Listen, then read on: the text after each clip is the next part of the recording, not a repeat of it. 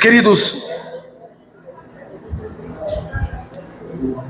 quero merecer a sua gentileza e toda a sua atenção. Eu quero compartilhar com você uma palavra e quero ser bem objetivo naquilo que eu quero compartilhar, porque creio ser extremamente importante. Essa palavra está inquietando meu coração já quase 2 semanas. Abra para mim, por favor, Atos dos Apóstolos, capítulo 12. Vamos começar por aí. Vou ler um texto e vamos fundamentar, que quero falar sobre alguns fundamentos. Pai, fala conosco nesta noite. Ministra, Senhor, ao coração dos teus filhos, e que de fato, Senhor, sejamos a igreja de Jesus, e que o Senhor seja glorificado através desta igreja, a tua igreja na face da terra, no nome bendito de Jesus. Amém e amém. Amados, nessa semana, numa pesquisa aí no Google, eu puxei uma estatística. Quantas pessoas são hoje perseguidas e mortas no mundo por ano por causa do Evangelho? Curiosamente, cheguei a números que nos assustam, ou pelo menos me assustou.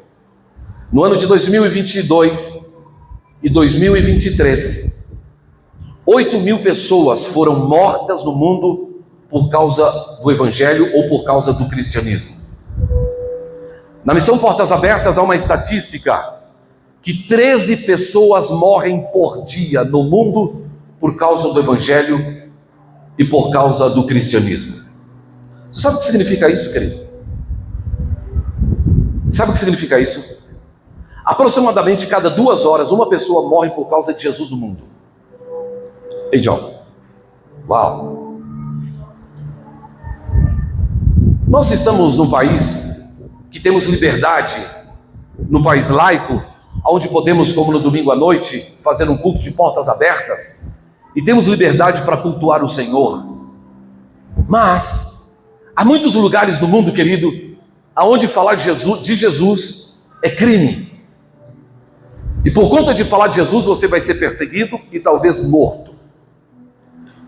As evidências indicam o final dos tempos. Mas eu não quero ser fatalista nesta noite. Eu quero simplesmente, junto com você, pensar um fato. E este fato quero pensar a partir de um texto. Livro de Atos, capítulo 12. E quero rapidamente fazer uma introdução e ir para outro texto. Olha o que está dizendo o texto. Por aquele tempo, mandou o rei Herodes prender alguns da igreja para os maltratar. O texto está dizendo que a perseguição da igreja, ela não começou nesses dias presentes.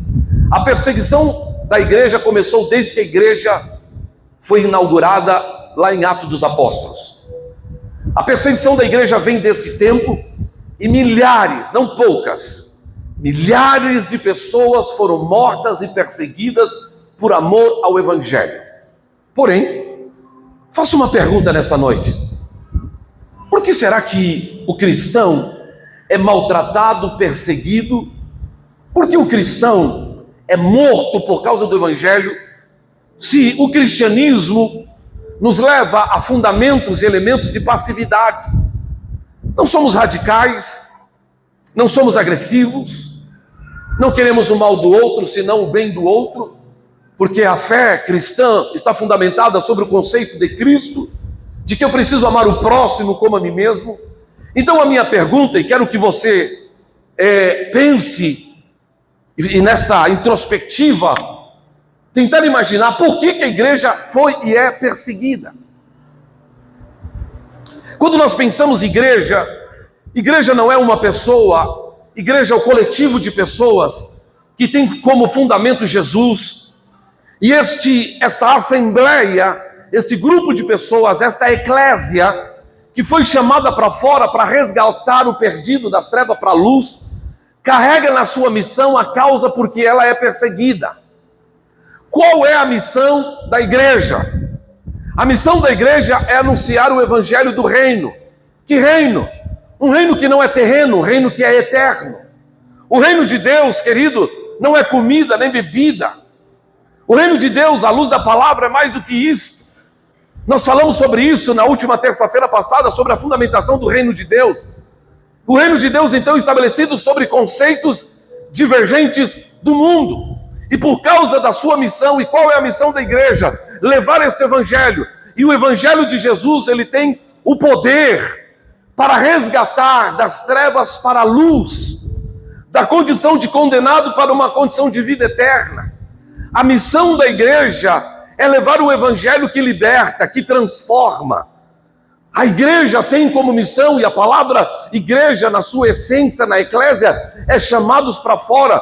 Eu e você, nós somos chamados para viver o evangelho, não nessas quatro paredes, mas fora dessas quatro paredes, ao ponto de influenciar aquele com quem eu tenho contato, para que ele conheça uma nova alternativa de vida, que possa dar a ele a oportunidade de viver bem, bem com Deus, bem consigo mesmo, bem com o próximo. Daí, amados, há três coisas elementares pelas quais eu quero cogitar e pensar com você nesta noite. Que o Evangelho de Jesus carrega três coisas preciosas que está ligado ao seu propósito e missão. E por causa do seu propósito e missão, esta igreja que foi inaugurada aproximadamente 2000 anos atrás, lá no Pentecoste, ela está viva, ela não morreu, ela não acabou, e ela não vai acabar. Quantos creem nisso, diga aleluia. Por que a igreja não vai acabar? Por causa da sua missão. A missão da igreja está baseada e fundamentada na graça de Jesus, na providência dele e no poder que ele derramou sobre nós. Vamos pensar junto, eu preciso que você saia daqui ciente desta verdade. A igreja não vai acabar, mas ela vai ser perseguida. A igreja não vai acabar, mas muitos vão ser mortos por causa do evangelho. A igreja não vai acabar, mas o mundo na contramão da igreja, porque qual que é o grande problema da igreja, querido? O grande problema da igreja é que o reino de Deus estabelece um reino não político, econômico, social, mas é um reino espiritual que nos transforma e nos dá a capacidade de ser de um indivíduo perdido, corrompido, a um homem idôneo, justo, honesto, correto, que vive em família, que ama o próximo.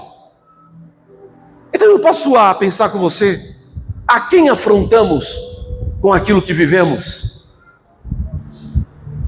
Afrontamos um mundo caótico, sem Deus, perdido, corrompido.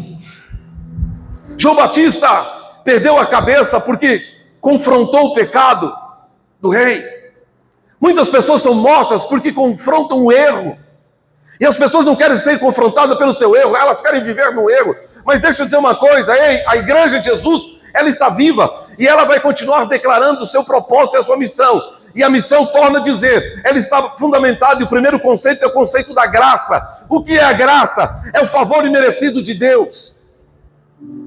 E através da graça, não importa o que você está vivendo, ou o que você viveu no passado, a graça, ela te liberta, ela te cura, ela te perdoa, ela te restaura, e ela te faz de novo para viver uma nova vida em Cristo. Quantos estão vivendo esta nova vida em Cristo? Diga aleluia. A graça, ela é maravilhosa. A graça, querido, do conceito humano, não é possível se descrever na sua essência. Há muita gente que escreve sobre a graça, a maravilhosa graça. A graça, ela é incrível. É por causa desta graça que nós estamos aqui. Todos nós estávamos perdidos, mas Ele nos alcançou e nos libertou. Mas o mérito da questão é que por causa dessa graça seremos perseguidos. A Bíblia diz que Herodes, então, ele mandou prender alguns da igreja. Deixa eu dizer uma coisa, querido. Graças a Deus ninguém foi preso por causa da igreja, mas nós estamos caminhando para dias que alguns podem até ser presos por causa da igreja. Isso é novidade. Estamos caminhando para o fim vai propiciar isso, já está propiciando isso em muitos lugares. Mas o mérito da questão é que o propósito dele era especificadamente maltratar. Maltratar com que propósito? Confrontá-los para que eles renunciem à sua fé. Há 7 anos atrás, tive a oportunidade de estar em Israel. A igreja de Goiânia, quando eu fiz 50 anos, me deu um presente, me abençoou para que eu fosse para Israel. E eu fui para Israel, fiquei 13 dias em Israel. E nessa minha viagem para Israel, estou dizendo isso só para dizer uma questão. Eu estava em Israel, em Jerusalém, e nesse dia eu estava vendo um jornal. Foi exatamente quando o Estado Islâmico estava tomando território na região do Oriente e matando pessoas, perseguindo cristãos e matando. E nesse evento, John, eles prenderam 21 cristãos e eles colocaram uma roupa laranja, talvez vocês se lembram disso, e colocaram eles alinhados e mataram eles um por um. Mas um desses cristãos que estava ali, ele, antes de ser morto, o seu algoz ali, como é que eu posso dizer, fugiu a palavra, aquele que vai matar, o carrasco, essa é a palavra. O seu carrasco lhe dá oportunidade diante de uma câmera. Ele disse: qual é a última coisa que você quer dizer? Ele disse: eu quero dizer que Jesus Cristo, Ele é o Salvador da humanidade e Ele vai continuar salvando, por isso você precisa ter um encontro com Deus. E o cara, matou ele. No noticiário que eu estava vendo, o repórter estava questionando com a mãe daquele cidadão que foi morto, sobre esta situação. E ele estava dizendo o seguinte: eu quero agradecer ao Estado Islâmico pela oportunidade que eles nos deram de falar para o mundo inteiro que Jesus Cristo salva. Ela não estava irada, ela não estava revoltada, mas ela estava grata, porque o filho dela morreu por causa do Evangelho. Alguém poderia pensar hoje: que loucura é essa? É esse tipo de evangelho que não deixa a igreja morrer. É esse tipo de evangelho que não deixa a igreja morrer. Diga comigo: a igreja não vai acabar. Porque ela tem um propósito. Pedro aqui é preso, verso posterior, verso 2. Fazendo passar ao fio da espada Tiago. O que eles fizeram? Mataram Tiago, irmão de João. E agora João está preso, olha lá.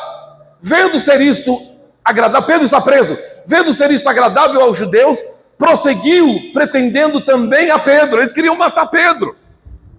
E o que acontece? Eram os dias dos pães asmos, verso posterior. Tendo feito prender, lançou no cárcere, entregando aos 4 escoltas de 4 soldados, cada uma para guardarem, tencionando apresentá-los ao povo, e depois da Páscoa, verso posterior. Pedro, pois, estava guardado no cárcere, mas havia oração. O que havia na igreja, querido? A igreja vitoriosa é aquela igreja que não para de orar, querido. Repita comigo: a igreja vitoriosa é a igreja que ora. Se nós perdemos o nosso propósito, se nós deixarmos de orar, nós deixamos de ser igreja. Podemos chamar essa reunião de tudo, mas se faltar propósito, se faltar oração, se faltar os elementos da fé, nós vamos nos tornar um clube social para nos reunir de domingo à noite, para falar de um monte de coisa, para escovar o seu ego, para dizer o quanto melhor você pode estar, quantas coisas você pode fazer ou conquistar. Podemos fazer um monte de coisa, mas a igreja de Jesus, ela tem fundamentação, e a fundamentação da igreja é Jesus e o seu propósito. Tiago está morto, eles prendem Pedro, e eles queriam matá-lo, verso posterior. Mas a igreja orava. Quando Herodes estava para apresentá-lo naquela mesma noite, Pedro dormia. O que Pedro estava fazendo, querido? Deixa eu te falar uma coisa: você vai ser morto amanhã, você vai dormir essa noite? Queridos, tem uma coisa: você está preso, amanhã você vai ser morto, você vai dormir essa noite? Mas o que Pedro está fazendo? Que sono é esse? É o sono da confiança, do descanso no Senhor. A igreja de Jesus ela não está confiada na sua própria capacidade ou na sua própria expectativa. A igreja de Jesus está confiada no Senhor e na sua palavra. Se eles quiserem me matar, eu vou morrer, mas se o Senhor quiser me libertar, eu serei livre. Uma coisa é fato: o que Deus quer fazer, Ele vai fazer. Por isso eu vou confiar no Senhor. Todos creem nisso, diga aleluia. Eu não sei o que você está passando, o momento que você está vivendo, mas deixa eu dizer uma coisa: você é igreja de Jesus. Não abra mão daquilo que você é e daquilo que você tem. E você é exatamente o que a Bíblia diz que você é, e você tem exatamente o que a Bíblia diz que você tem. Nós somos a igreja de Jesus. À luz de João 1,12, ele diz: a todos quanto receberam, deu-lhes o poder de serem feitos filhos de Deus. Nós somos filhos de Deus. Diga comigo: eu sou filho de Deus. Diga comigo: eu sou filho de Deus. Mas deixa eu falar uma coisa: o filho de Deus é perseguido. Vou falar mal de você. Eles estão perseguindo, matando Pedro, mas ele está dormindo o sono da confiança. Há vários tipos de sonhos ou sonos na Bíblia. Esse é o sono que nós precisamos sonhar. Mas tem um sono que nós não podemos dormir. A Bíblia diz que o apóstolo Paulo está pregando o Evangelho. E quando ele estava pregando o Evangelho, havia um moço sentado na esquadria de um predinho de 3 andares. O apóstolo Paulo era daqueles apóstolos que eles começavam a pregar o Evangelho e pregavam até dizer chega. Ele pregava, e a Bíblia diz que ele já pregava por horas. E havia um jovem sentado naquela esquadria, na janela, e a Bíblia diz que ele adormeceu.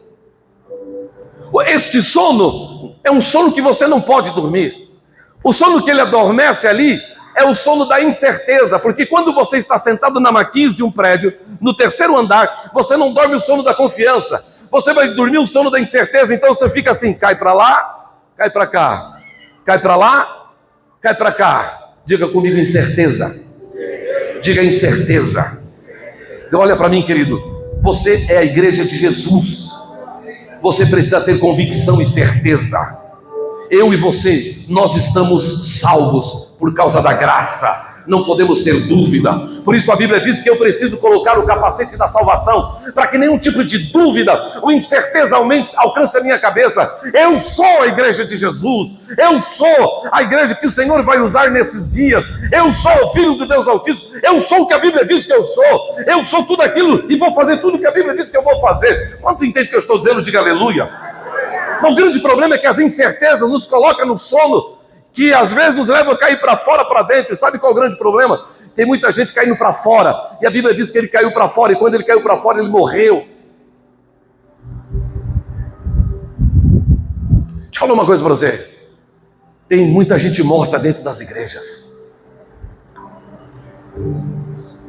Fala assim comigo: eu não, estou vivo. Tem muita gente morta que passou pelo sono da incerteza, cai dentro, cai fora. Olha aqui para mim, querido, eu estou falando da igreja. Cai dentro, cai fora. Vou, não vou, não sei. Vou, não vou, tô, não tô, quero, não quero. Não é isso. Você precisa ter convicção e ciência de quem você é e o seu propósito. Amém, amados? Muito bem. E com 2 cadeiras, ele estava preso, como se fosse um preso de alta periculosidade, preso aos pés, preso às mãos. Não vou entrar em detalhes. Verso posterior: eis que porém sobreveio um anjo. Diga comigo: veio um anjo. Um anjo. Quem já viu um anjo? Já viu? Então olha para um aqui. Você nunca viu um anjo? Olha um aqui. Ao anjo da igreja da Vila Formosa escrevo: diz a minha igreja. O anjo veio, e uma luz iluminou a prisão, e tocando ele o lado, o que fez? O que o anjo fez, querido? O anjo veio, cutuca ele e disse: Pedro, desperta. Sabe o que eu vim fazer nessa noite, querido? Eu pus essa camisa de bolinha. Eu vim aqui, enviado pelo Senhor como anjo dessa igreja, para cutucar em você e te despertar. E dizer: desperta tu que dormes, levanta-te entre os mortos e Cristo te iluminará. Deus está te chamando para viver aquilo que Ele quer que você viva. Deus está chamando você para ser a igreja de Jesus na sua efetividade. Deus não te chamou para andar na superficialidade. Mergulha no Evangelho, na palavra. Se dobre, se prostre diante de Deus. A Bíblia fala de 10 virgens. E a Bíblia diz que quando o noivo veio, as 10 estavam dormindo. Quantos estavam dormindo, querido? 10. Mas a Bíblia diz que lá pela meia-noite, irmão Herculano, ouviu-se um grito. O grito, querido, é o despertamento de Deus, da última hora, para a sua igreja. E quem Ele vai usar para este despertamento? O anjo da igreja. Então, amado, desperta! Desculpa ofender os seus ouvidos. Desculpa assustar você do seu cochilo. Fica comigo aqui, querido. Corre não. Fecha a porta, querido. A minha missão hoje, querido, como anjo, é cutucar você e dizer: desperta. Desperta para quê, pastor? Para ser igreja. Você está gastando a sua vida toda com você, com as suas tarefas, com as suas obrigações, com as suas coisas. Há centenas e milhares de pessoas que precisam ouvir o evangelho do reino. E Deus não vai mandar um anjo do céu. Ele vai usar os anjos da terra. E eu e você, nós seremos usados pelo Senhor para aquilo que Ele vai fazer. O que aconteceu? Ouviu-se um grito. E quando ouviu-se um grito, o que aconteceu? Não vou gritar não. A igreja acordou. Queridos, olha para mim. Gabriel, vamos acordar. Dei, vamos acordar, querido. Igreja, vamos acordar. Vamos acordar. Ele desperta Pedro, dizendo: levanta-te depressa. O que ele disse? Depressa. Olha aqui para mim, querido. Deus não tem pressa. Mas se eu fosse você, eu teria pressa. Sabe por quê? Vou dizer com todas as letras: hoje nós estamos aqui, mas amanhã não estaremos. Se eu fosse você, eu teria pressa. Então você quer uma palavra de Deus hoje? Levanta-te depressa. Você quer uma palavra de Deus hoje? Levanta-te depressa. Pastor, mas eu estou embaraçado com tanta coisa, eu estou embaraçado com o meu trabalho, eu estou embaraçado com uma conta que eu não dou conta de pagar, eu estou embaraçado com tantas obrigações que eu arrumei, eu estou embaraçado com tanta coisa, querido. Eu quero te dizer nesta noite, pela fé, que o anjo do Senhor, ele veio, despertou Pedro, e o mesmo Deus que o despertou, o desembaraçou. Então eu quero profetizar para o ano de 2025 que Deus vai te desembaraçar, querido, para que você viva o evangelho do reino e você seja de fato a igreja de Jesus. Quantos querem viver isso? Diga glória a Deus. Quantos querem estar despertados? Diga glória a Deus. Quantos querem encher as suas lamparinas de azeite? Diga amém. Termino. Eu poderia falar a noite inteira. Eu estou empolgado hoje. Mas eu quero terminar. Nós temos uma missão. A fundamentação é a graça, a provisão e o poder de Deus. E como igreja, nós vamos viver aquilo que o Senhor tem e quer. Nós estamos sendo despertados para aquilo que Deus vai fazer. Esta igreja em Anápolis. E deixa eu te falar uma coisa, essa palavra não é para essa igreja aqui. Porque quando eu falo igreja, eu não estou falando a uma pequena célula. Eu estou falando igreja de Jesus em Anápolis, a palavra é profética. Deus não tem plano B. Se a igreja falhar, Tiago, Deus não tem plano B. O plano de Deus é a igreja. Se você fizer, você vai fazer parte. Se você não fizer, você vai ficar fora, mas nenhum dos planos do Senhor será frustrado. Anápolis é de Jesus, Goiás é do Senhor Jesus, o Brasil para Cristo, as nações são do Senhor Jesus, e o instrumento que Deus vai usar é a igreja. E quem é a igreja? Somos nós. Nós somos a igreja de Jesus. Mas eu termino com a chamada de Deus para Isaías: a quem enviarei? Quem há de ir por nós, diz o Senhor. O Senhor não está te chamando para ir para o Afeganistão, querido. Ô Sérgio, o Senhor não está te chamando para ir lá para a Jordânia.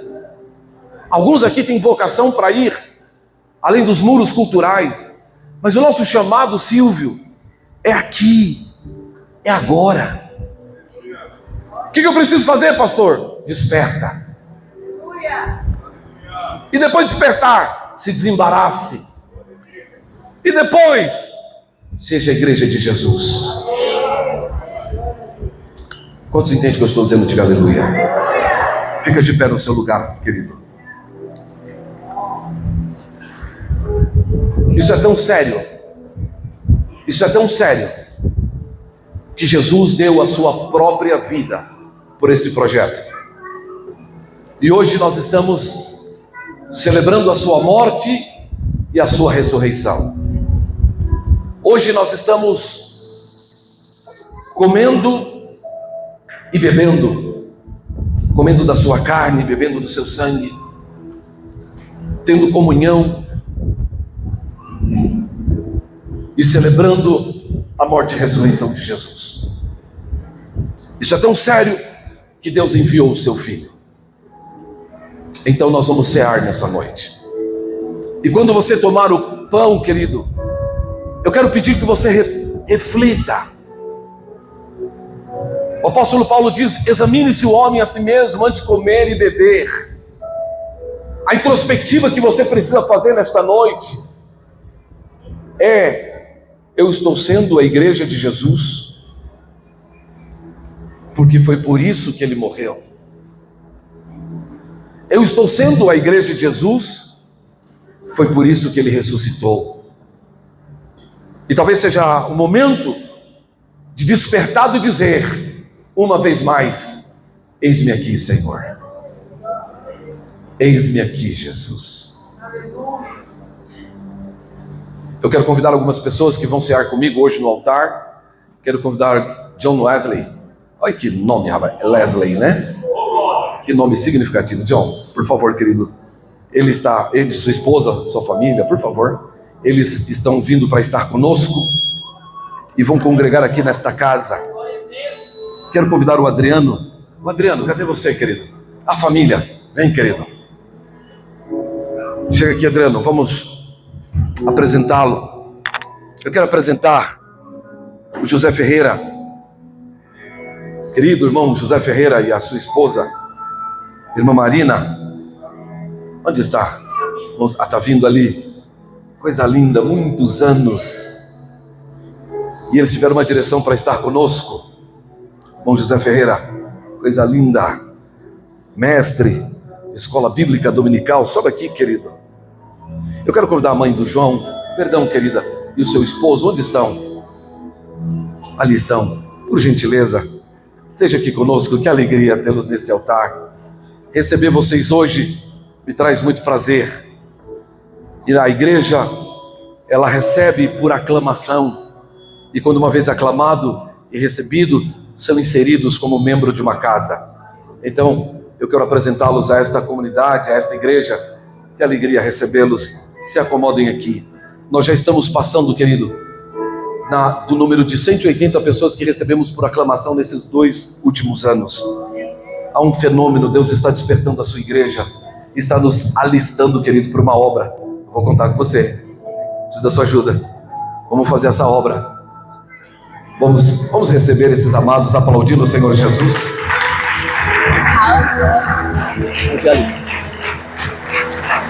Glória a Deus. Angélica. Cadê a Angélica? Ali, Angélica, perdão. Falamos no domingo passado, eu esqueci de colocar o seu nome. Vem cá, Angélica. Cadê o casalzinho que vem 5 vezes? É hoje? Vamos embora. Vamos congregar, querido.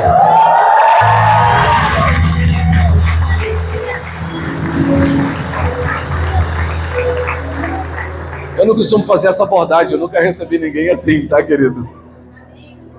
Mas por alguma razão, fiquei inquieto para fazê-lo. É um prazer recebê-los.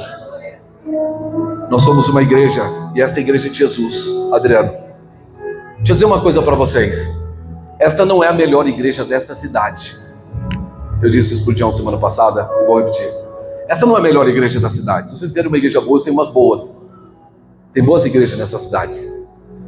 Mas talvez essa seja a igreja que o Senhor quer que vocês estejam. E se é a igreja que Deus quer que vocês estejam, essa é a melhor igreja para vocês. E essa igreja vai ser a melhor igreja para vocês, se vocês forem a melhor igreja para ela. Porque nós não podemos chegar numa casa, nem nós que estamos chegando, só com o conceito que eu vou receber. Eu preciso dar, porque é um fluxo e refluxo. Fluxo e refluxo. Então eu quero desafiá-los a serem proativos e conectar pessoas, ir para um grupo pequeno e pegar aquilo que vocês foram chamados para fazer e fazer, para que de fato sejamos essa igreja viva de Jesus. Mas eu estou feliz em recebê-los, querido. Meu amado irmão José e sua esposa, obrigado pela honra de recebê-los. Quando eu recebo pessoas como vocês, na idoneidade, idade que vocês estão, eu vejo a seriedade daquilo que estamos fazendo. Porque pessoas como vocês não tomam essa decisão por acaso, tomam depois de tantos anos com muita seriedade e direção. Então obrigado por estarem conosco. Pastor Osvaldo, meu pastor, nosso apóstolo, ele vai fazer a Santa Ceia. Por favor, pastor Osvaldo, você chega aqui para ministrar a ceia para nós, em nome de Jesus, e nós vamos cear juntos. Terminado este culto, o grupo pequeno lá do Morumbi. O Elcio é de onde? De onde? Do Morumbi? Os irmãos do Morumbi estão fazendo uma janta para nós. Então, quando terminar esta reunião, nós vamos jantar, queridos, em nome de Jesus. Pastor Osvaldo. Amém. Paz do Senhor, irmãos. A noite que foi traído, ele tomou o pão e deu graça e disse: este é o meu corpo que é dado por vós. Fazer isso em memória de mim. Senhor nosso Deus e glorioso Pai, nós te pedimos que o Senhor abençoe este pão, desfaça todo comum e santifica e alimenta as nossas almas, pois a tua carne, diz a tua palavra, é a verdadeira comida. E o Senhor disse: quem comer da minha carne, beber do meu sangue, tem a vida eterna, e eu ressuscitarei no último dia. Aleluia! Essa celebração, Senhor, é para lembrar o teu sacrifício que o Senhor fez por nós. E nós aqui estamos gratos, porque é na tua morte que nós temos a vida. Esta vida vai durar e nós vamos continuar sendo a igreja do Senhor. Aleluia! Da população do mundo, o Senhor nos chamou. Então santifica as nossas vidas e nos faça hábito para participar do teu corpo, em nome do Senhor Jesus, para a tua glória. Aleluia. Aleluia. Olha bem para o pão, todos digam como. Assim como Moisés levantou a serpente no deserto, importa que o Filho do Homem seja levantado, para que todo aquele que nele crê não pereça, mas tenha a vida eterna. E tomando o pão, tendo dado graça, partiu e disse: é meu corpo que é dado por vós. Fazer isto em memória de mim. Aleluia! Tomai e comei em o nome do Senhor Jesus. Aleluia!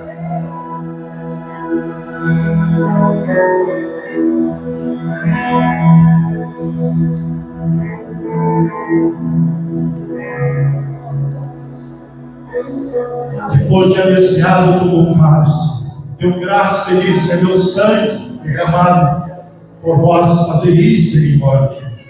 Amados, tem dois elementos extremamente espirituais que Deus concedeu ao homem a realizar essa tarefa.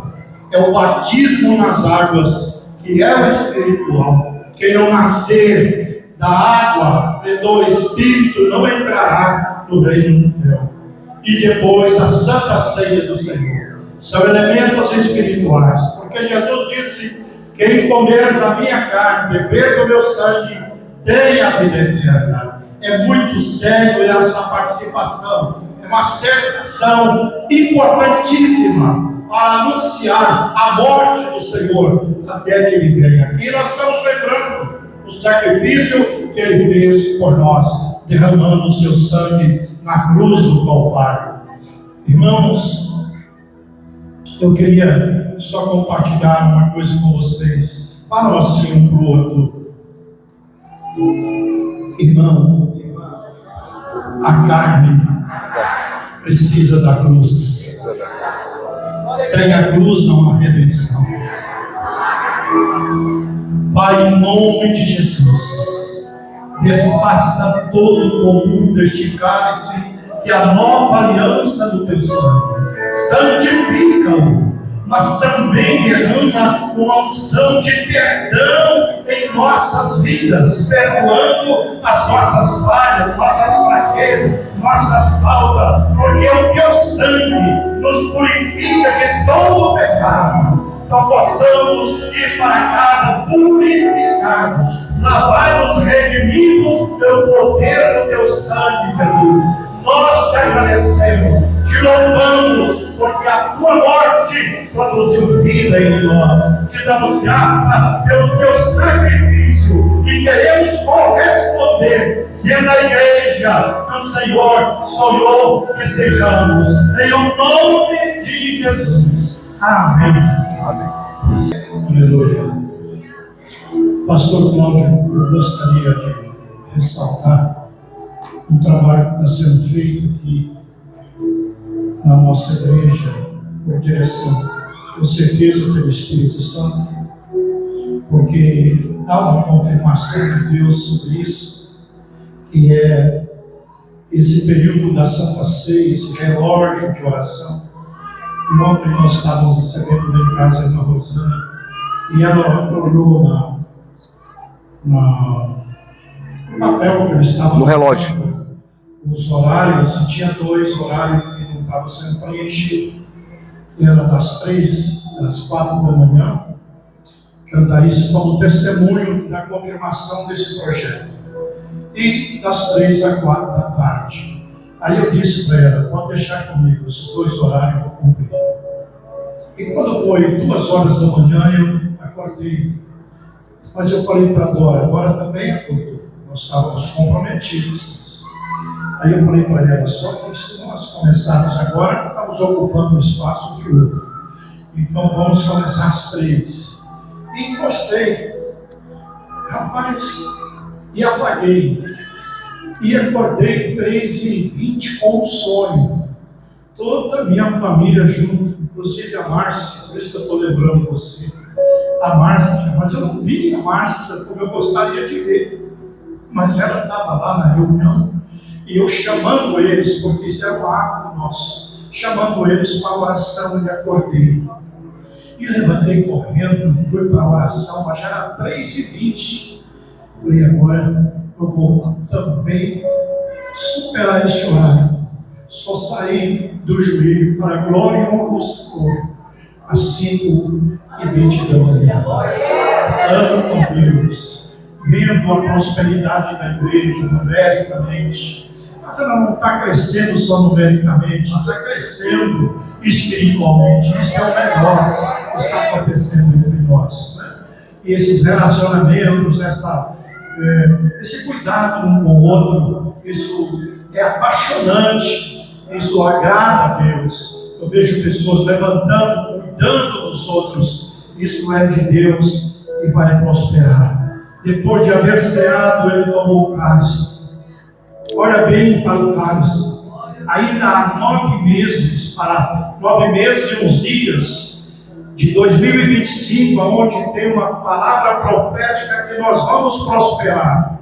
Não importa o terreno que nós estamos pisando, nós não dependemos de governo terrestre, nós dependemos do governo do Senhor na nossa vida. E através da nossa vida, nós estamos sempre falando, vamos prosperar. Então nós vamos dizer nesses 9 meses e uns dias que está ainda para viver esse 2025. Eis o Cordeiro de Deus que tira o pecado do mundo. Eis o Cordeiro de Deus que tira o pecado do mundo. Eis o Cordeiro de Deus que tira o pecado do mundo. E tendo ceado, tomou o cálice e disse: é meu sangue derramado por vós, fazei isto em memória de mim. Tomai e bebei em o nome do Senhor Jesus. Antes de fazer isto, troca com 1 a 2 pessoas. Eu me esqueci de dizer antes, mas ainda há tempo. Você trocar, essas pessoas estão chegando, são bem-vindos. Essa é a nossa aliança com você. Deus te abençoe. A todos os nossos visitantes, muito obrigado. Que o Senhor abençoe e lhes dê uma semana vitoriosa. Que o amor de Deus, a graça do nosso Senhor Jesus Cristo e as divinas consolações do seu Santo Espírito seja conosco agora e para sempre. Amém. Deus abençoe. Uma boa noite. Vamos jantar.